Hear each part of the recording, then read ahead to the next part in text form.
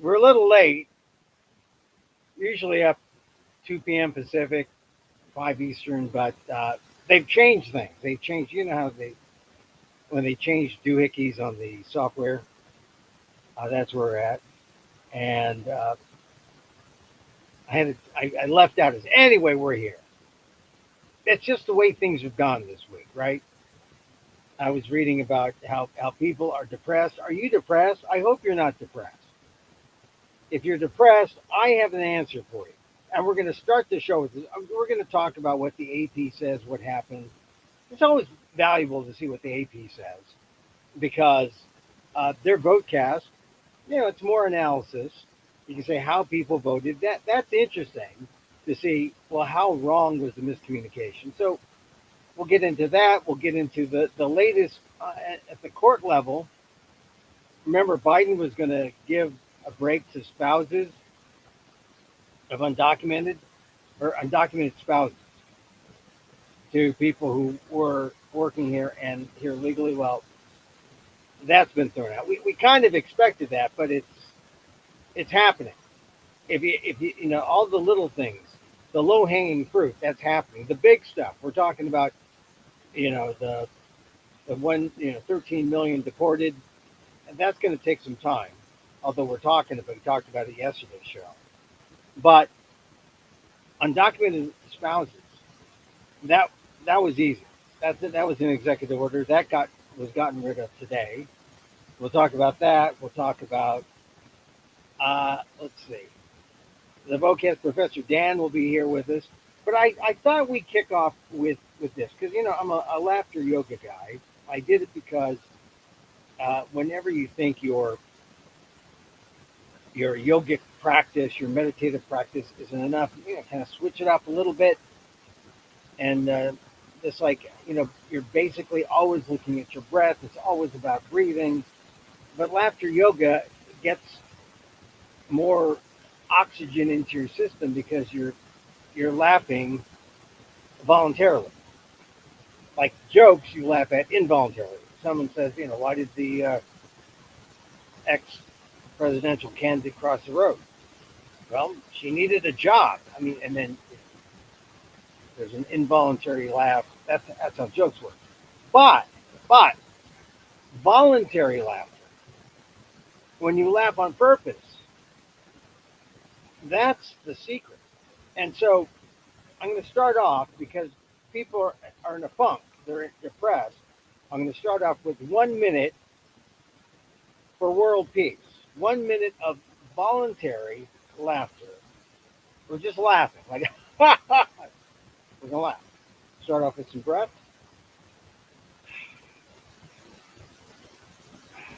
3 deep breaths. And now we go. Hello. 1 minute.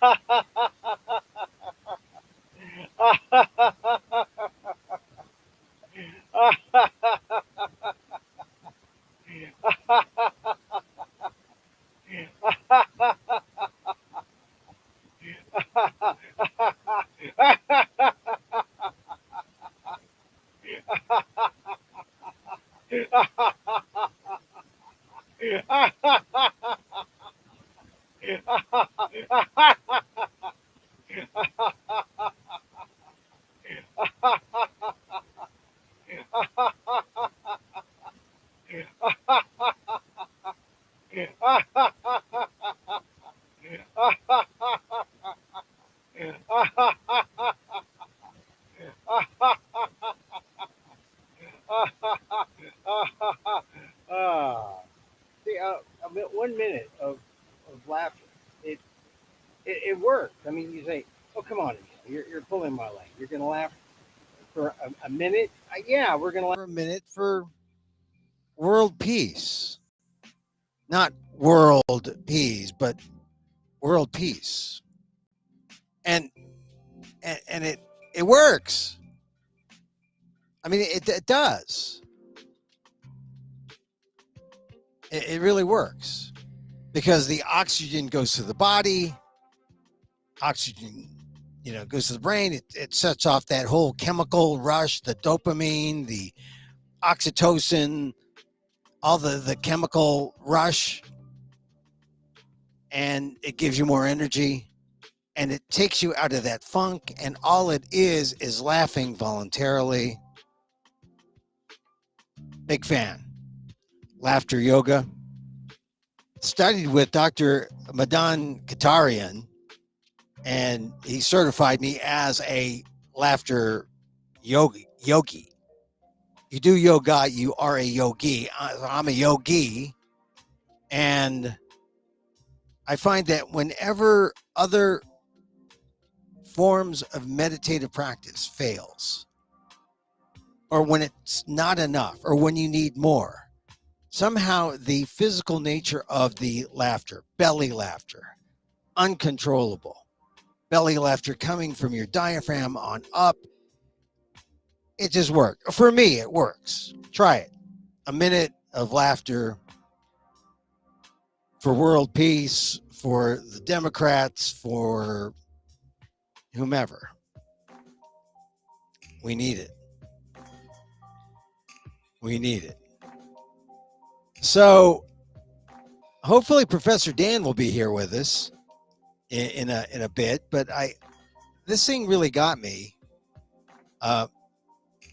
Axios reporting that Democrats are really depressed. I actually got a call from a friend of mine, a Latino guy who I know voted for Trump. And he wasn't calling to rub it in, although maybe he was, but it was more like a care call. Like, are you doing okay? Are you all right? Are you sleeping later? Are you having suicidal thoughts? Like JD Vance is really a nice guy. That would count as a suicidal thought. I mean, he showed some care. And I have to admit, I was touched, but he offered really nothing. But I mean, at least he didn't gloat. But a lot of Democrats, like I said, Axios reporting, Democrats are depressed because they didn't just lose badly; they lost to a convicted felon they ridiculed as a racist, misogynistic, fascist, and an existential threat to democracy. Now, this is one thing my friend, the Latino Trump supporter, said. Well, Emil, looks like Joe Biden isn't exactly like boarding up the White House doors and saying no fascists allowed in here. No racists allowed. I guess they're letting the fascists in, huh? Okay. Yeah, that's because, as Joe Biden said in his speech yesterday, you can't love your country only when you win. And we accept the fact that this guy who won for president is our president too. That's the Constitution. And we're living with the consequences. It's tough. You see why Democrats are depressed. Twice convicted felon, ridiculed as a racist, misogynistic, fascist, existential threat to democracy. They spent $1 billion to try to stop him, and they couldn't. And then they lost the Senate and probably the House. And then they lost Hispanic men. And then they lost all 3 blue wall states. And then they lost all the southern swing states. And everything was shifting red, and they lost some of the bluest states and cities. They haven't lost California yet, but even California shifted red to some extent. It's not a mandate, it's just a shift. A mandate would be a landslide, and this was not a landslide. And so I think if Donald Trump were true to himself, he'd say, hey, wait, I'm protesting the vote. I'm protesting the vote because I didn't win by a landslide, and it should have been a landslide. It should have been a landslide. Okay, yeah.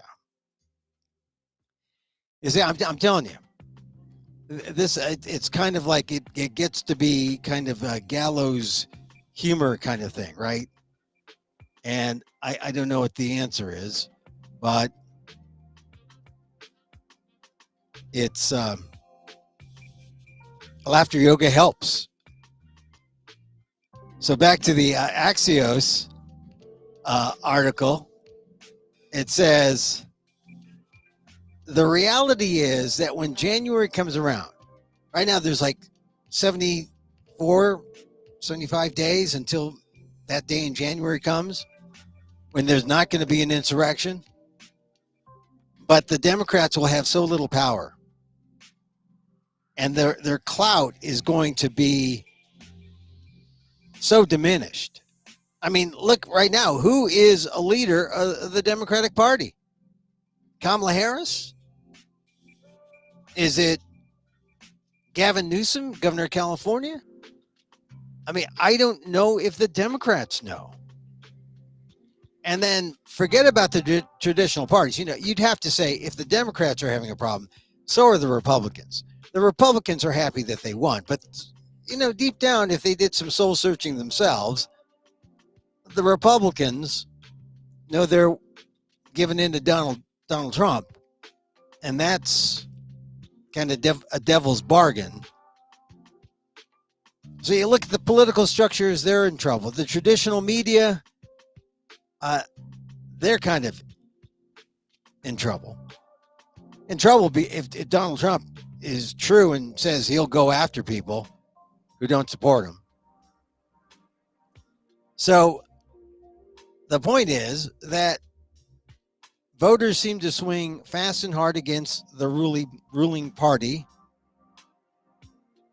and you might get resurrection and resurgence maybe 2 years from now. But you have to remember, it's still a 50-50 country. It's just the 50 that has power has so much power over the 50 that don't. That's the thing. It's not a landslide.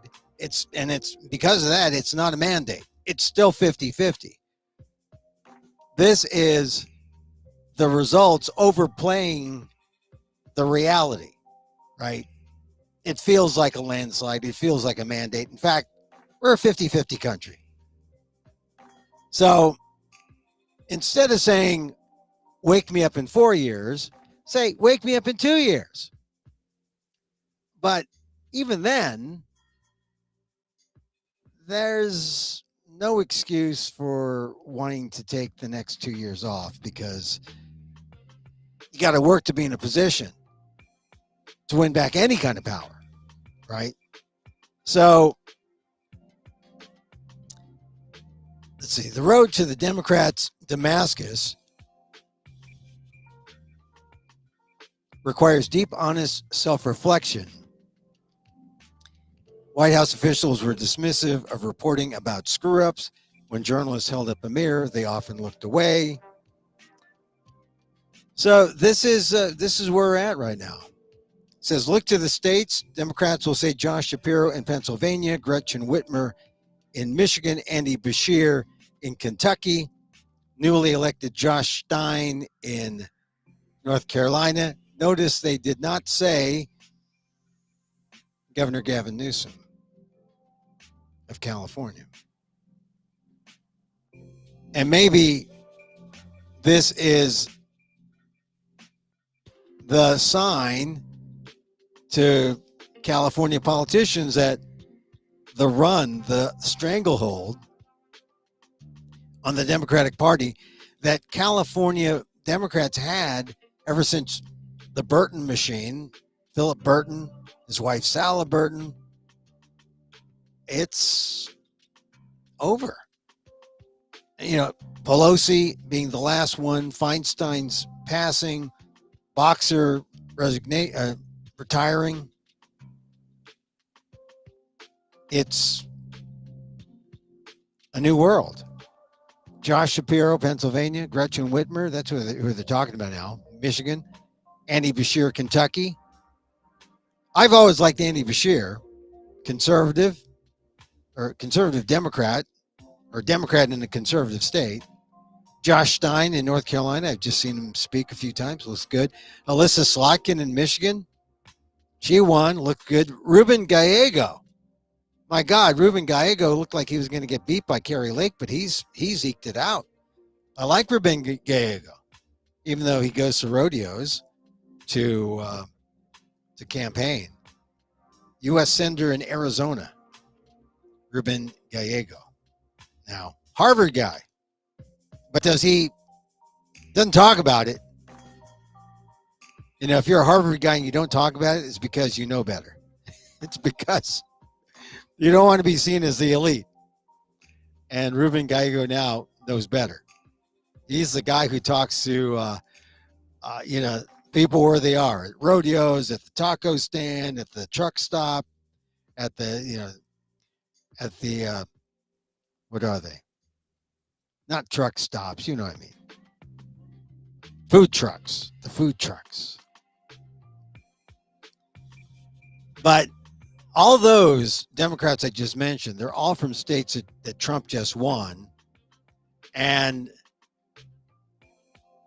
they're smarter than the Washington crew because they didn't lose. And that's the starting point, So here's some. They're talking about the Trump coalition. I talked about it as Trump's diversity on election night, which I couldn't believe. I didn't even have all the details from the exit polls, but now slowly but surely they're coming in. 1 in 3 voters of color voted for Trump. That is surprising. 1 in 3 voters of color. Trump increased his support with Hispanic voters by double digits compared to 2020. Trump carried Hispanic men by 10 points, and he improved his support with voters aged 18 to 29 by 10 plus points. So young people, Latinos. I talked to my Latino friend today, and we both kind of agreed that Democrats couldn't talk, didn't know how to talk, didn't know how to communicate with the Latino voters who were hurting. And I talked about this yesterday. You look at the average incomes, or the where the income level is of most in the United States, 70% under $125,000. You look at the politicos, the operatives who are advising the politicos, the leaders, they're all 200 plus, 200,000 plus. And that's on the low end. So, who couldn't talk to each other? Who couldn't communicate? It's clear that it's kind of class thing, because race, the Latinos weren't looking for a brown candidate. The blacks weren't looking for a black candidate, apparently. And Kamala Harris, being mixed race, had, I guess, little to do with anything. People wanted to be safe. They wanted to have food on the table. They wanted a roof over their head. And they're saying, we're bothered by all these high prices. And you can't just say the Democrats didn't know how to talk to them. So I'm a little surprised that people are looking at things like, I'm reading an Axios report. They talked about how word policing escalated, meaning people were upset with so-called political correctness. And I guess if you're bothered by having your pronouns corrected, I sense it, I get it, but is that really word policing? People get upset. They want to be kind, they want to be nice, but they don't want to be told what to do. And then it becomes this issue of political correctness. And then people get their dander up and they start blaming. Oh, it's the left. It's the left. And all the number of times I heard people blame trans people. Like, oh, you're pushing trans. I heard another guy say this the other day to me, saying, we don't want our schools usurped by people who are so woke. And this is going back to the DeSantis. We thought we got rid of DeSantis in Florida, and we did on the national level, because as soon as DeSantis, who was Mr. Anti Woke, right? As soon as he left, as soon as he was beaten by Trump, they realized that the woke thing wasn't working, and they dropped that, and then they concentrated on inflation and immigration. I mean, everyone sort of picked an issue. The Democrats picked abortion and reproductive rights, and they thought that that was it. Wrong choice. So people are saying, I do think a lot of Democrats have alienated themselves from the culture that many people, and particularly men, now consume. I think they lost people like Rogan by rejecting them, and it was a terrible mistake. See, I guess the answer is we need to be tolerant of each other's views, because the First Amendment protects us all. I don't say people can't say certain things, but it's gone beyond polite now. And now the people who felt like they've been oppressed all these years, they've come back with a vengeance, and now they are lording it over the Democrats, and the Democrats have no leg to stand on. And that, I think, is maybe the sad thing. The sad thing is that the Democrats have zero power at all. They have power for the next 70 days, but you start seeing it today. Like today, Special Prosecutor Jack Smith told the judge in the January 6th case, hey, you might as well cancel all the deadlines. We're not gonna have a trial. I mean, that's like white flag surrender time, right? And then another federal judge today just essentially deleted or stopped the executive order of Joe Biden, who said that we're going to help the spouses of, the undocumented spouses of people here. That's all out, that's all gone now. And that was a plan that could have impacted 750, 800,000 people. The plan that said that if you were here for a period of time and you were safe, or you weren't a lawbreaker, you were a law-abiding citizen. I mean, you could stay. You could stay, and you can apply for citizenship. And now that's no longer. Yeah, it could have affected 750 to 800,000 people. Would have given legal status to undocumented spouses and stepchildren. And it applied to people living in the U.S. for 10 years. It was challenged by Texas, 15 other states, who said that there would be a burden.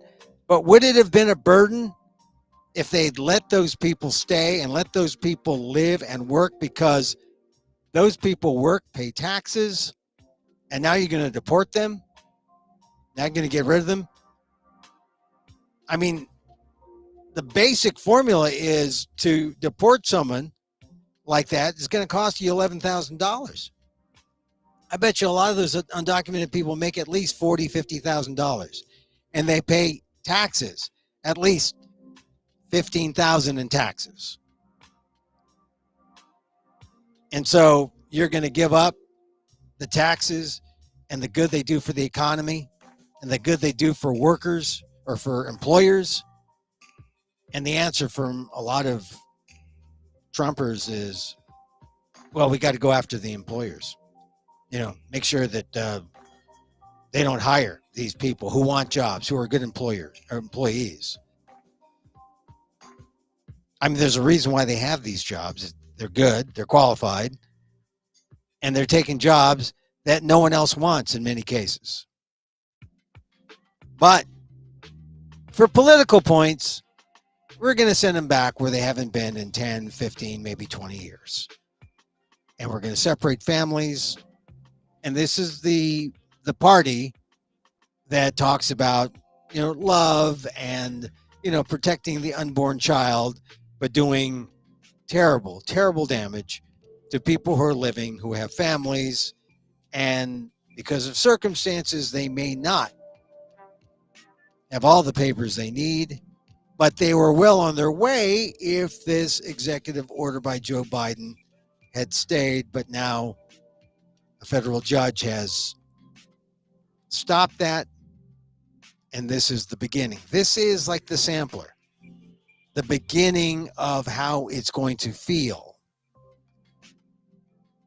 when Trump goes through the criminals, because there aren't that many criminals here. People say, oh, there's 13,000, not 13,000 a year. That's 13,000 of all time, for all time. So you take, what, 20, 30 years, 13,000. It's a few hundred a year. All right. One is too many. You can make the case. All right. But don't make it sound like there's 13,000 flooding the border each and every year, because that's not the case. So this is the beginning, right? When you see the undocumented spouses case thrown out, it's the beginning. It's the beginning. And I just hope that there are some people in the Republican majority such that it is, will have some compassion when it comes to families. Somehow, I don't think so. So, yeah, I guess that was the biggest thing that was troublesome that happened today, to me, to my eye. I guess we should always be concerned about why we're feeling bad. If you're feeling bad, is it? Ooh, what happened? Oh, I turned myself off.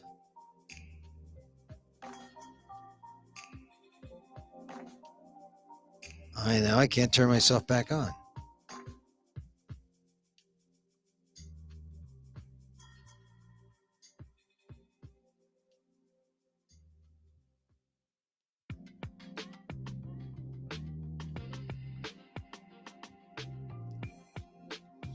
Okay.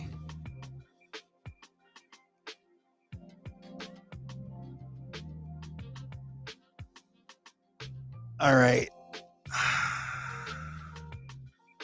Okay, we're back. I know they screwed up with the software here. It's making me upset. But this is the week to get upset about this. Nothing is working quite the same way that I had hoped. But so let's go to this. It's the AP story. Big shifts within small groups and small shifts within big groups help propel Donald Trump's return to the White House. I guess that, that's a way to say it. A Republican candidate won by holding on to his traditional coalition: white voters, voters without a college degree, and older voters. That's the traditional Republicans. He held on to that, and then he made gains among younger voters, Black and Hispanic men. Okay. So we've heard that. But this is another AP votecast. 120,000 voters nationwide is who they polled.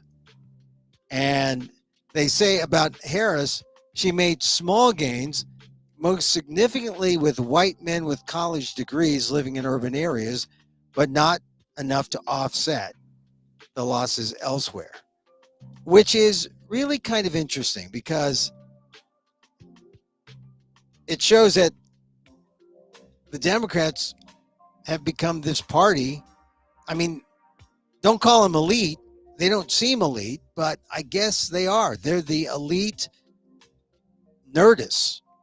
They're the elite college-educated whites, not the working class whites. And that's enough to create this chasm that no one expected. No one saw. But why these people would suddenly then back the Republican? I mean, I think that's the issue. And why young people? Look at the young people vote. I mean, it was just little gains among more people. That's what Trump did. And on top of the coalition that he already had, older voters, women, and Latinos. Oh, now older voter, women, and let's see, who did they say? Older white voters in general. But the white females, I think that's the thing that really kind of made people crazy, because I know I felt like I relied on the white women. I wanted this to be an estrogen day, not a testosterone day. And it did not help. We did not see that. Everyone was talking about it. I think that's the thing that got me. Everyone was talking about it, and it didn't happen. Which means, I don't know exactly what it means, but it means back to the drawing board. What happens the next go round? How does the Democratic, brain trust, how do they go after the people they lost? I asked my friend, the Latino Trump supporter, I said, how could Latinos go against voting, for Harris? How could they vote for Trump if they know that Trump is going to come back and then deport their mothers and their fathers and their grandparents? And this is the answer my friend gave. He said, well, and at that point, people will be upset with Trump and they won't have their support. Yeah, but you empowered him. Why didn't you not vote for him in the first place? And, because people are short-sighted. That's the only answer I mean, my friend who likes Trump and doesn't have the problems of working class Latinos, he was happy, but the answer was not really satisfactory, because that when Trump does it, then he would he'd lose their support when it doesn't matter, when there's no vote. I mean, that was the crazy thing. Everything when it comes to people of color right now, the economy is important, but you always have to consider the immigration portion. So for Filipino Americans, for example, I mean, we talk about the Latinos, but this is going to affect the Filipino community big time. And I got a message from a big Filipino American political leader, Lloyd Lewis, who said, regardless of the election of Donald Trump, America remains a country that follows the rule of the basic law of the land, the U.S. Constitution. Undocumented Filipinos, of which there are many, should rely on that tradition. They are entitled to the process of having their right to stay in the U.S.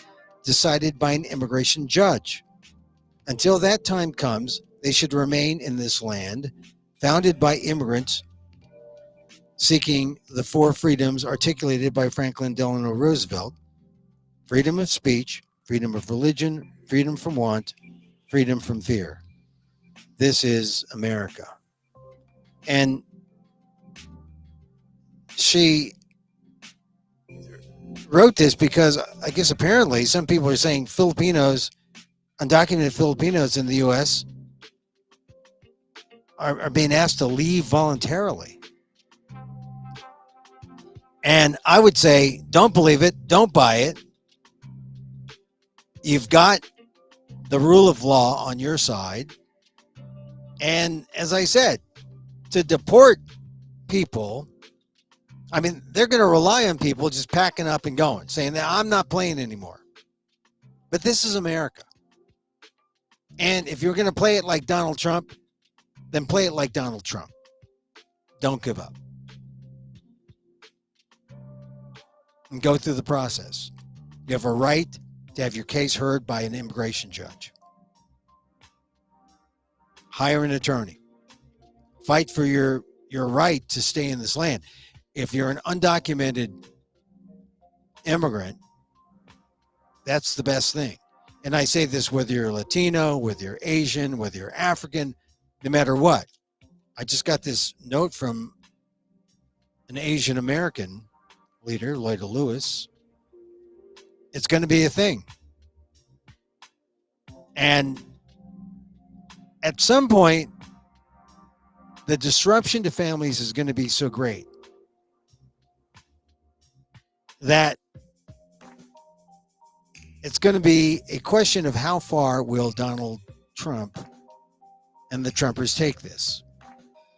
You'll recall there are still children separated from their parents, and it wasn't a Biden rule, it was during the Trump era.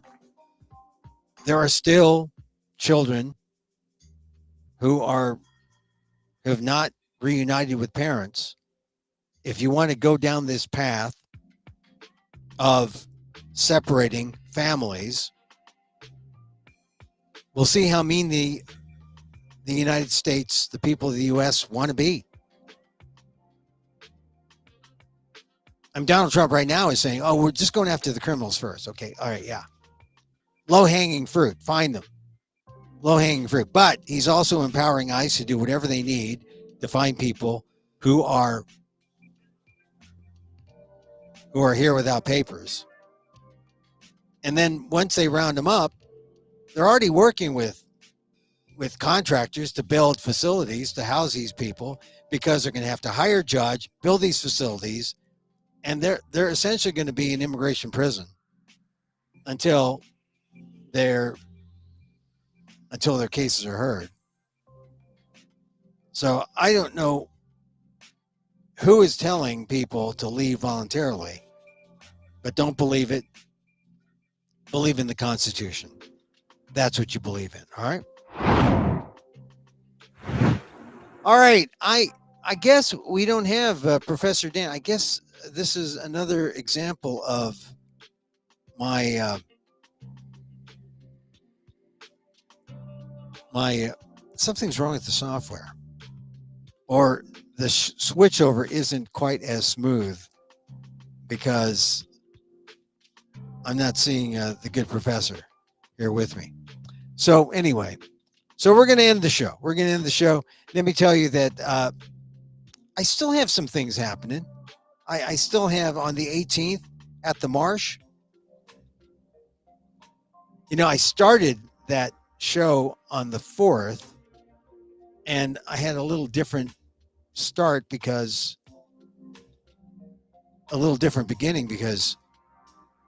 Kamala Harris was still running for president, and there was a lot of hope in the story. And so it's going to be a different story on the 18th. So if you saw it, come on back on the 18th and see my new take. It's Amok Monologue 69, Trans Dad. Check it out, November 18th at the Marsh in San Francisco. Go to themarsh.org/Monday-night-marsh-stream for tickets. Proceeds benefit the Marsh. And I guess that's it. I may have some news on Veterans Day. That we honor the veterans.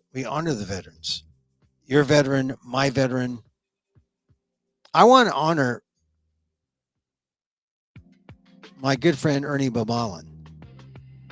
If you're a Filipino American, you know Ernie Babalan. Name sounds familiar. Yeah, because it's the father of Don D-A-W-N, Don Mabalan. I actually knew Ernie a little better than Don.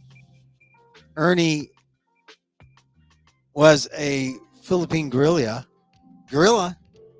fighter, barefoot, tattered clothes, slingshot, fighting off the Japanese occupiers.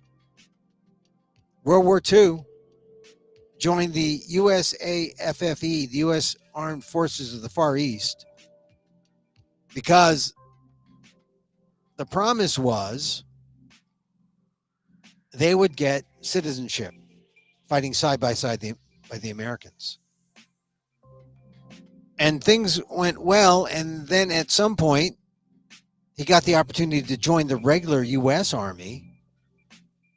And so when all was said and done, Ernie Mabalan got some benefits as a member of the U.S. Army because he came to the United States later. But for some of his comrades of the USAFFE who were not or did not have the foresight to join the regular U.S. Army or did not become citizens or did not come to America, they stayed there in the Philippines. They were disappointed when in 1946, the Rescission Act, Truman said, hey, you know that thing that FDR promised you? Promised you that you would get citizenship? Forget it. We're not going to do it. And since that time, 46 to, it took them until 2009, the Filipinos fought for equity, for equal pay, for their citizenship rights. It was a long, protracted battle. And to many Filipinos, it was practically World War III, right? So I remember Ernie, Veterans Day, because he was his situation as a veteran. He was a veteran in the Philippines who fought, was ultimately denied benefits, but he got them anyway because he was a member of the U.S. Army, the regular U.S. Army too. Really, that was a rare thing to happen. He was lucky. And of course, he came and settled in the Central Valley, raised his family, his kids. Ernie Mabalan, good guy, worked the fields, worked with Larry Itliong, was a farm worker. He was a man of history. When you think of Filipinos in the fields, Ernie. When you think of Filipino veterans fighting for their rights, Ernie. When you think of Filipinos fighting in World War II, Ernie Mabalan. Yeah. When you think of veterans, who do you think of? Do you have uncle, a father, grandfather? We all have our veterans. Let's remember them on Monday or this weekend, because they all fought under the same flag for our rights, for the right for me to be a pacifist, for the right for us to disagree civilly, for the right for us to coexist, have the same freedoms as Americans. The veterans, the veteranos. Yeah, terribly segregated army. The Filipinos had their own regiment, the 1st and the 2nd.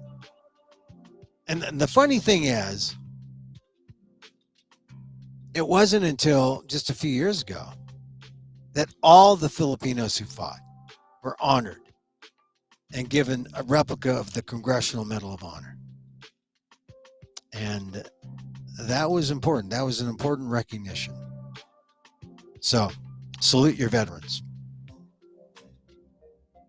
Your veteran, my veteran, our veteran.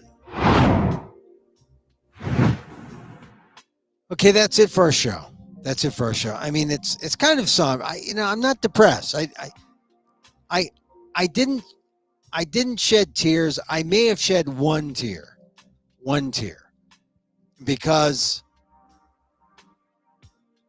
after the vote count happened, you can see my columns. I wrote some columns on Substack, at Emil Amok. I wrote some on Patreon, patreon.com/Emil Amok. But it was, I think what bothered me was when it hit me what the ramifications of this count, because they were just numbers on a wall. They were just numbers, percentage points. But when you stopped yourself to think about what that meant in terms of the kind of policy that would be proposed, that would be put through, that would go through without much resistance. I mean, there's going to be resistance, but essentially the votes are there, and there's really no stopping some of the meanest, hardest kind of proposals that are yet to come. And when you think about that, and you think about the pain that people will feel, it's real. That's real pain. And people talk about, oh, my daughter is going to be pushed around by a man in the athletic field. Like that is that the reason to vote for a guy like CFDT 34, convicted felon Donald Trump 34? I mean, oh, yeah. I'm thinking about my daughters playing sports. The pain. Okay, match that pain with the pain of people being stripped away from their families and deported. Do we really have to compare pain? I think you just look at that situation and see there's probably a way that we can fix this without seeing each other as the enemy.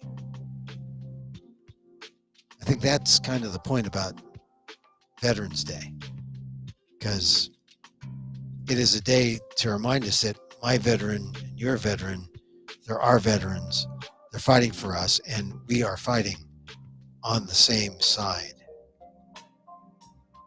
And sometimes we forget. All right, that's it. We did the laughter yoga up front, and I'm going to call it a day. Go to patreon.com/Emil Amok. Get some of those older videos. See my columns. This has been a week that we'll never forget, because we're going to have to decide how to gird up against all the things that we're going to face, because it's going to be significant. But we need them if we're to overcome. And believe it, I think we will. So we're just going to end this with a little loving kindness meditation. Can't abandon that. I mean, you can do the laughter yoga, but it can't replace loving kindness.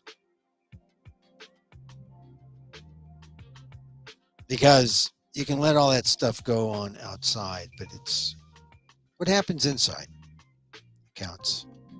And so, as I wish for me, I wish for you. May you be safe. May you be happy. May you be healthy.